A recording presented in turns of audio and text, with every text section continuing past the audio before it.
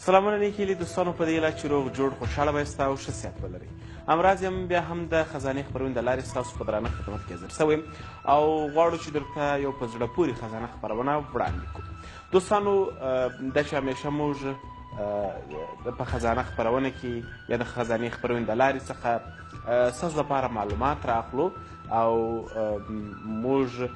په دې باوري یو چې کوم معلومات رااخلو هغه ستاسې د خوښۍ وړ ګرځي او د پام وړ مو ګرځي. د دې تر څنګ چې موږ په نورو خپرونو کې کسبونه رااخیستي دي، هغه هم پخواني کسبونه، اوسني کسبونه، پر هغه باندې غږېدلي یو. د دې تر څنګ به بیا هم د کندهار خزانې رااخلو، مثلا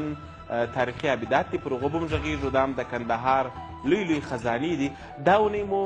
بیا هم د کندهار یو په زړه پورې تاریخي عبیدات چې کله کندهار یادوو یا د کندهار تاریخي عبیدات یادوو، په سر کې چل ځینې یادوو یا 40 د غره ځینې یادوو چې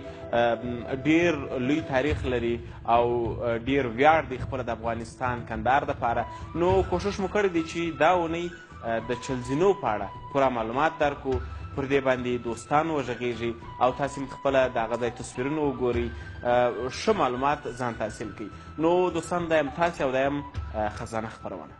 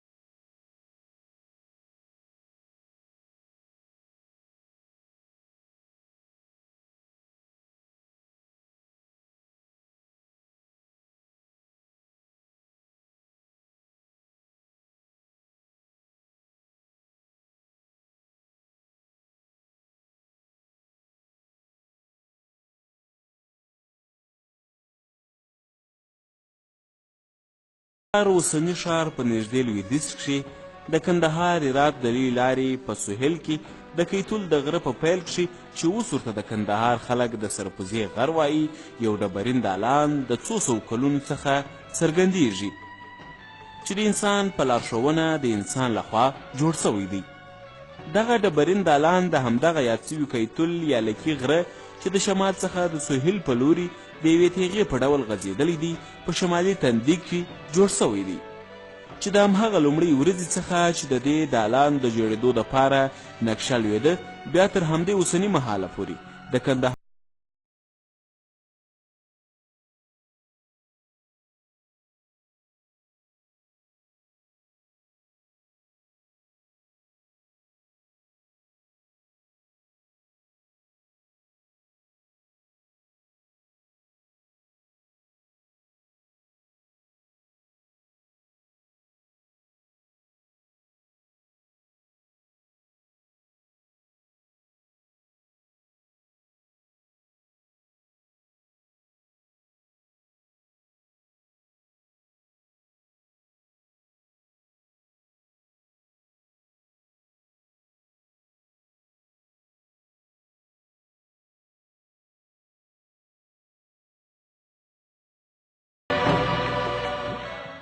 د چلزونو دغه تاریخي عابده د کندهار ښار په لویدیځه برخه کې د قیتول د غره په شمالي ورسه کې پرته یو عابده ده چې البته دا د 910 هجري سپوږمیز کال د بابر په امر دا ودانه سوې ده. البته د دې د جوړېدو دوره تقریبا 9 کاله په بر کې نیولي دي او ځینې لرغونپېژندونکي لا په دې عقیده دي چې د مخه تر دې چې دلته پر دې ځای چلزنه جوړه سي، دا د پخوانیو دورو یو څارځای هم په دې ځای کې او د زاړه ښار د کندهار یو برج هم پر دغه ځای موقعیت درلودی چې دا د سرپوسي برج بلل کېدی، خو وروسته تر هغه چې دا برج یا نړېدلی او یا نړول سوی دی، نو دغه موقعیت خپله د یوه د ښار څخه د راوتلي حصې دپاره او خصوصا د یوې ښې منظرې درلودونکې سیمه وه چې تر دغه ځای لاندې د ټوله ارغنداب سیمه تر لاندې وه. نو په دې ملحوظ دغه د 40 زینو څخه یو تاریخي عابده تقریبا له نن څخه 400 کاله 1500 کاله وړاندې جوړه سوې ده، چې د دې دپاره 40 لا تر 40 هم څه زیاتې زینې چې د هرې زینې تقریبا جګوالی تر 70 سانتي پورې رسیږي او په بره هم تقریبا تر 1 متر 1 متر 20 سانتي هم ډېرېدلې. او په پورتنۍ برخه کې د دې عابدې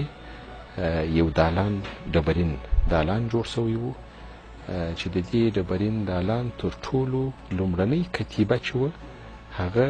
د بابر کارنامې پکښې ذکر سوي دي.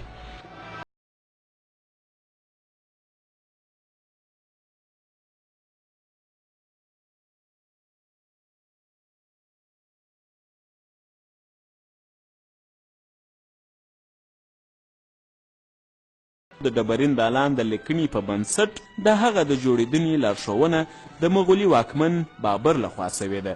کله چې هغوی کندهار لاندې کوي، د سرپوزې په همدې سیمه کې د ښې هوا ښه لیدو او کتو له امله تر اغېز لاندې راغی او د دغسې یو ځای د جوړېدو لیوالتیا ورته پیدا سوه، ځکه د همدې ځای څخه د شمال او شمال لویدیځ په لوري د ارغنداو د ودانۍ ناوې زیاتې سیمې تر سترګو کیږي او د ختیځ، شمال ختیځ او جنوب ختیځ په لوري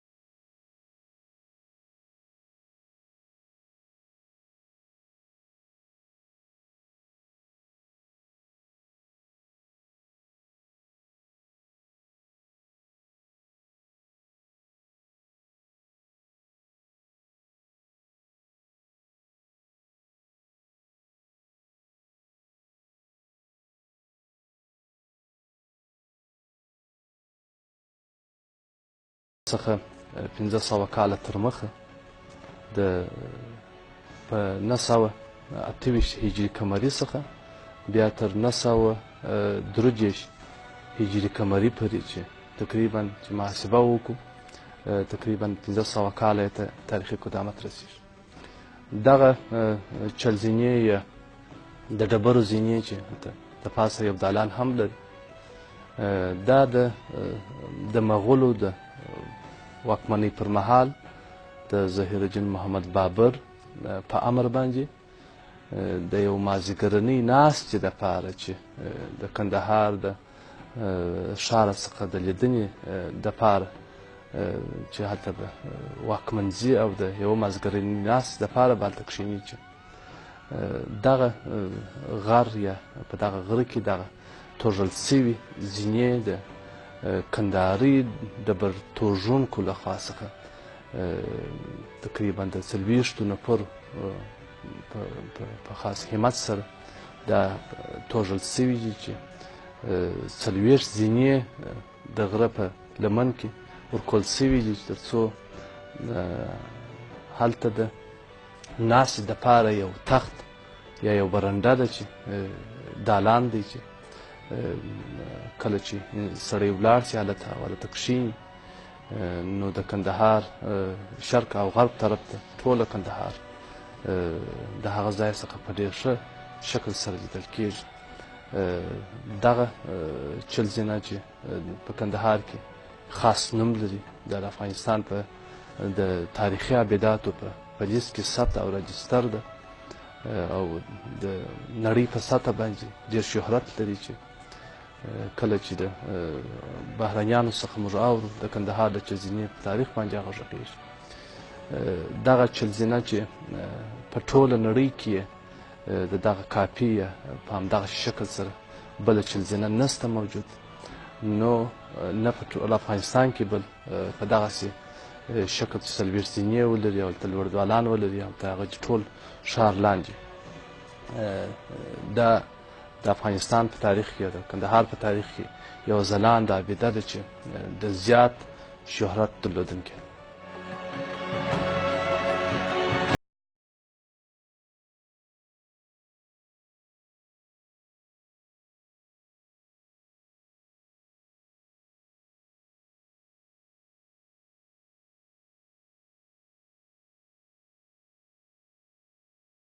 د ډبرینې کوټې یا دالان په لویدیځ، سهیلي او ختیځ اړخونو باندې په لوړه پوهه سره د پوهو او پیاوړو لیکګرانو لخوا په نستعلیق دود باندې لیکنه سوې ده او د تکړه وتلو ډبر توژونکو په لاسونو باندې دلته د همدې کوټې په دیوالونو باندې د توژولو او کیندلو وروسته په همهغه ډول د ویلو وړ ګرځېدلې ده. په دغه ځای کې داسې لیکل سوي دي: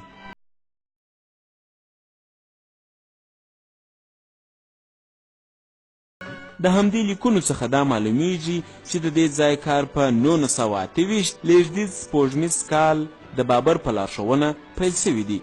لکه چې موږ مخکې وویل، بابر د دې سیمې د پنځیزه وتلي ښکلا تر اغېز لاندې راغی. د دالان په ډبرینه لیکنه کښې دا ځای د جهنما په نامه هم یاد سوی دی او ورسره زیاته سوې ده چې لوړوالی یې د اسمان سره سیالي کوي او د ډبرین دالان په دې بل اړخ کښې داسې لیکل سوي دي: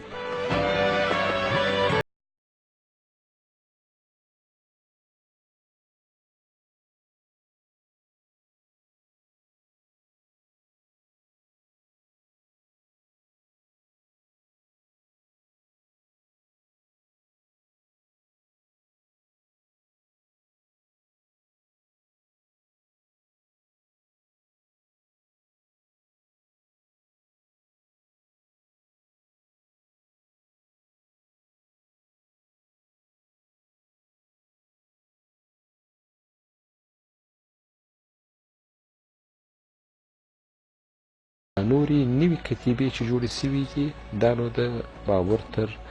مړینې شاوخوا 80 کاله وروسته په 1004 او 1007 هجري سپوږمیزو کلو کې میر معصوم بکري سندي چې دلته راغلی دی او بیا د هغه لخوا څخه د همایون او د جلال الدین اکبر د کارنامو کتیبې دلته جوړې سوي دي چې تر دا ډېره وروسته پورې هم دا محفوظې وي. او ډېر په زړه پورې خبره خو د چلزینو په اړه دا ده چې د دې ډبرین دالان په دواړو خلو کې پخوا ډبرین زمریان هم وو چې متاسفانه د دې زمریانو سرونه ډېر پخوا پرې سوي وو ځینې، مګر دا نور بدنه د زمریانو پاته و تر دا راوروسته پورې، خو متاسفانه دا د کورنیو جنګو په وخت کې د لویدیځ خوا زمری خو ټوله وړل سوی وو یا نه وو، یوازې دا د شرقي خوا زمری پاته وو چې هغه هم په جنګو کې متاسفانه سره ډېر ژوبل سو او ټوکر ټوکر سو چې اوس متاسفانه هیڅ البوشی هم د دواړو زمریانو څخه نسته. خو د کتیبو په ځینو برخو کې موږ تاسې د ځینو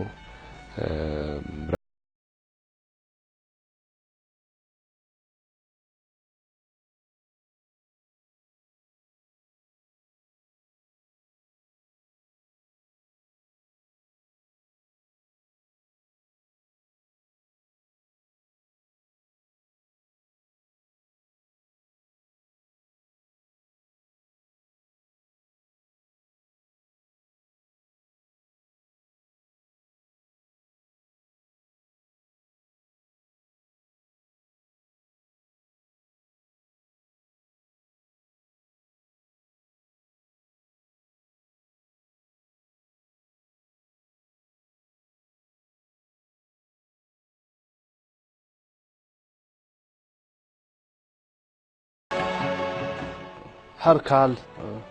د ملک په سطح او په 5 کالو کې د نړۍ په سطح بعضې عابدات یا بعضې لرغونې ودانۍ په نړیواله سطح د ملک په سطح کاندیدېږي چې بیا وروسته تر کاندید وروسته نو د هېواد په سطح یا د نړۍ په سطح په نړۍ په سطح پیژندل کېږي. زموږ د کندهار چلزینه د نن څخه تقریبا 80 کاله تر مخه په لومړي مقام کې ثبت او راجستر سوې وه چې کاندید وه او بیا وروسته در کاندیدېدو د ښه کیفیت او د ښه لرغونتوب نمایندګي یې کوله نو ځکه زیات شهرت پیدا کړی دی چې دا د افغانستان د تاریخي عبیداتو یا د لرغونو عبیداتو د لیست په سر کې قرار لري چې دا د خوشبختۍ ځای دی او د عبیدي ارزښت په ټولنه کې د یو قبالي حیثیت لري. کله چې یو کور قباله ونه لري نو هغه کور کې څوک استوګنه نشي کولی. زموږ تاریخ چې پیژندل کېږي یا موږ چې د 15,000 کالو دعوا کوو هغه په دغه عبیداتو باندې موږ ثابتوو. عبیدات د یو ملک تاریخي هویت دی، لکه سړی چې تذکره ولري یا پاسپورټ ولري، دا زموږ د ملک هغه تاریخي تذکره ده چې موږ په همدغه عبیدو سره پیژندل کېږو چې موږ هم د یو ډېر ښه تمدن درلودونکي وو چې د نن څخه 15,000 کاله تر مخه د کندهار د خاکریز په ولسوالۍ کې د منډیګک د سیمې په نامه سره یو سیمه ده چې هغه 15,000 کالو ته تاریخ رسېږي. هلته 11 تمدنونه تېر سوي دي چې موږ هم د یو ښه تمدن درلودونکي وو، موږ هم ښه ژوند درلودی. دغه منډیګک څخه څرګندېږي هلته چې کوم هوپیات سوي دي د 11 تمدنونو اثار په لاس راغلي دي چې دا د کندهار د افغانستان د تاریخ دپاره او خصوصا د کندهار د تاریخ دپاره یو لوی سند دی چې هلته د 15,000 کالو ځینې اثار په لاس راغلي چې هغه د افغانستان په ملي موزیم کې پراته دي. دا چې لرغوني عبیدات او تاریخي عبیدات، هنري عبیدات، خوشبختانه وایم چې کندهار د 24 تاریخي لرغونو او هنري عبیدات څښتن دی چې 24 تاریخي عبیدات موږ ثبت او راجستر کړي دي. دغه 24 څخه ځینې لرغوني دي. لرغوني سیمې هغه دي چې د 1000 کالو څخه تاریخ لوړ ځي چې هغه د کندهار منډیګک خرابېږي. د دې تر څنګ د کندهار زوړ ښار دی چې هغه په لرغونو عبیداتو کې راځي او ځینې نور لرغوني عبیدات موږ لرو چې په کندهار کې د دې تر څنګ تاریخي عبیدات لرو. تاریخي عبیدات هغه دي چې د 100 کالو څخه بیا تر 1000 کالو پورې تاریخ وي چې هغه د لوی احمدشاه بابا د مقبرې ودانۍ ده. د دې تر څنګ د لوی احمدشاه بابا کور دی، د میرویس نیکه کلا ده، داسې نور جامعګانې ځینې ودانۍ موږ لرو لکه سرپوش بازار. دا تاریخي ودانۍ دي چې خوشبختانه وایم کندهار د دغسې تاریخي عبیداتو څښتن دی. د دې تر څنګ موږ هنري عبیدات لرو. هنري عبیدات هغه دي چې 100 کالو ته تاریخي قدامت نه رسېږي، لکه د کندهار د میرویس نیکه د مقبره چې هغه 100 کاله یې نه دي تکمیل کړي. نو دا موږ په هنري عبیداتو کې ثبت او راجستر کړی ده چې د افغانستان په عمومي لیست کې د تاریخي عبیداتو دا په هنري عبیدات ثبت او راجستر شوی ده چې د تقریبا د 1 لسیزې 1.5 لسیزې وروسته به د میرویس نیکه مقبره د کندهار د افغانستان په تاریخي عبیداتو کې ثبت او راجستر شي.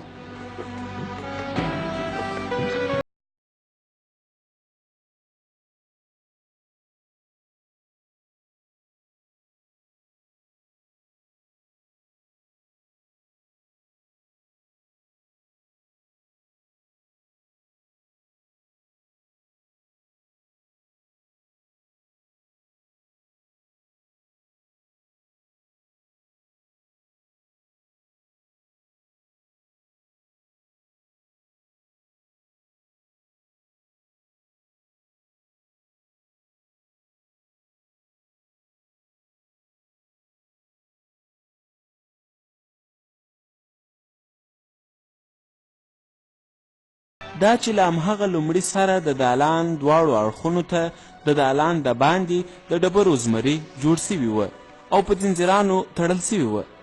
هغه خو د سره لا د وروستیو جګړو د مخه لوټمارانو یوړل. پر دې ډبرین دالان باندې د هغې دننه د لیکونو په بشپړتیا کښې وروستۍ لیکنه د میر معصوم کندهاري لخوا په 1004 کال کې سوې ده او په هغه کې د اکبر واکمن د نیول سوو ښارونو، سیمو او برخو نومونه ورزیات سوي دي او د دې څخه مخکې لیکنې هم ښکاره کوي چې پړاو په پړاو په یو او بل مهال کښې د یو او بل واکمن په کوښښ او هڅه سره تغییرات پکښې راغلي دي. خو یوه خبره چې معلومه ده هغه دا دی چې د پیل کال یې 928 سپوږمیز کال دی او د بابر او اکبر د واکمنۍ د مهال د ښو او وتلو جوړونو څخه ګڼل کیږي. په دغه ډبرین دالان کښې 9 کاله 80 کسو ډبرتوژونکو کار کړی دی څو یو داسې د لیدو او کتو وړ ځای ځینې جوړ سوی دی چې تر اوسه د دالان د یو اړخ په لیکنه کې د دې چارو د بشپړتیا یعنی 953 لسیز سپوږمیز کال څرګند سوی دی.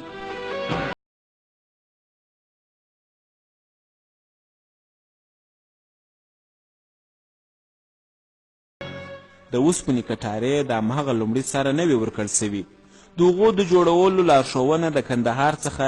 د غازي امان الله شاه د واکمنۍ په مهال کښې چې میرمن ملیکه سرایه هم ورسره ملګرې وه سوې ده. په ځینو کې هم 2-3 ځینې د توپ د ګولیو په لیدو سره د منځه تللي دي او د کتونکو د ختلو او راکښر کېدو په لاره کښې یې څه ناڅه ستونزې رامنځته کړي دي.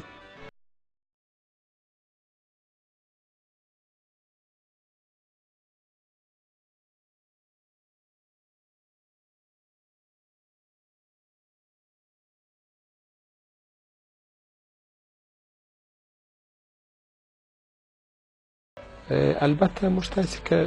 تاریخ ته وګورو موږ تاسې د لې نږدې د چلزینو سره و شرقي خواته د لې د قیتول په ډډه کې موږ تاسې د اشوکا یو کتیبه هم لرو چې غیر منقوله کتیبه او یو بله کتیبه هو چې هغه منقوله کتیبه وه هغه موږ د سلطان ویس بابا په زیارت کې موندل سوې ده چې هغه اوس په کابل موزیم کې پرته ده. دا په پخوانیو ادوارو کې همیشه پاچاهانو د خپلې سلطې او د خپلې واکمنۍ د حدودو د ښوولو لپاره چې په هره سیمه کې به دوی واکمن سول نو د خپلې واکمنۍ او د خپل تسلط و سلطې د نښې په توګه یو تاریخي ځای جوړو او خصوصا دا کار پخوا په دې خاطر چې ډیر دوام وکړي نو ډیر ټینګ جوړه دي او خصوصا دا ډبرینې چې موږ تاسې اوس وینو چې 1500 کاله دا چې زینب پر دغه حال اوس ولاړه ده. یا مثلا که د اشوکا کتیبه اوس وګورو د اشوکا د کتیبې څخه نږدې 2000 کاله کېږي نو دا د عمر په لحاظ هم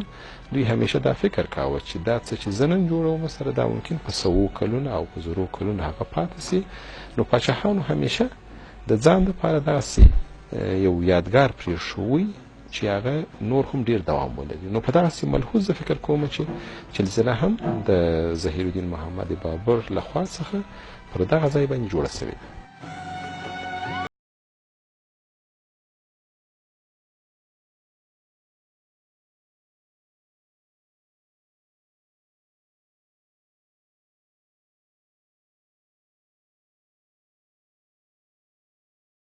اطلاعات و کلتور ریاست د خپلې وظیفې له مخې څخه چې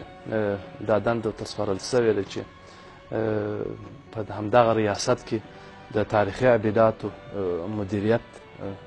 فعاله دی. دا تقریبا 12 کاله کېږي. دوی دا دنده لري چې په هر وخت کې د کندهار د تاریخي ابداتو څخه لیدنه وکړي. کوم وخت چې خلک صدمه ورته رسي د هغو مخه ونیسي، امنیتي ارګانو سره یې شریک کړي او د دې ترڅنګ پر وخت باندې چې ترمیم ته اړتیا پیدا کړي نو بیا د ترمیم برابر ترتیب وي. بیا وروسته د خپل وزارت سره د مربوطه ریاست سره شریکوي تر څو ابدا په ښه شکل سره ترمیم شي.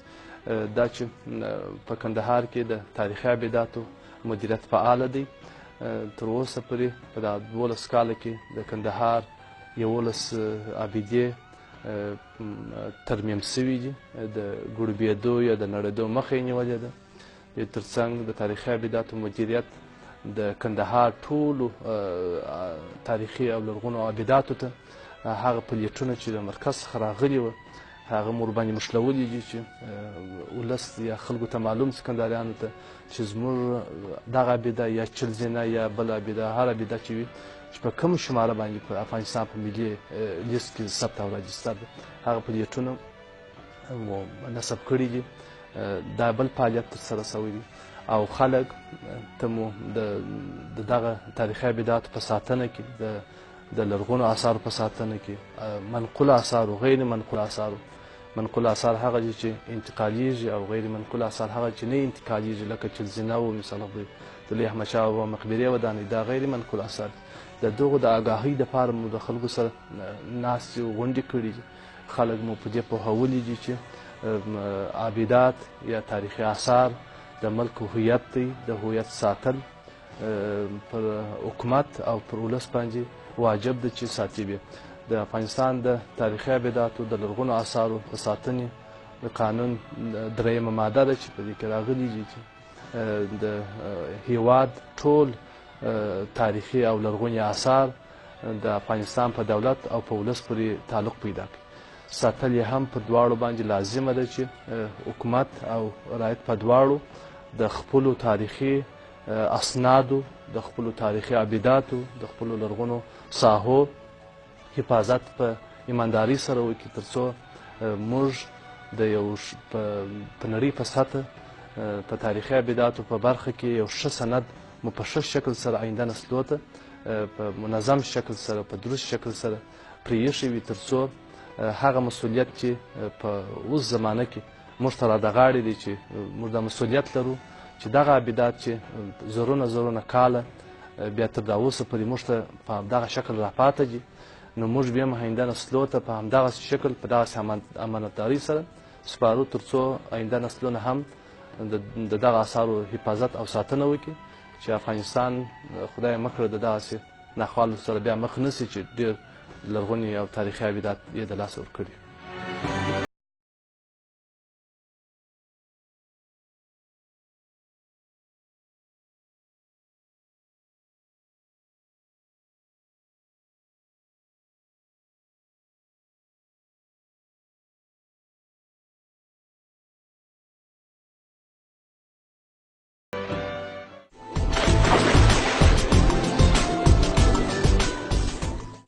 خوږو کتونکو په دې هیله چې د چلزینو یا 40 زینو په اړه مو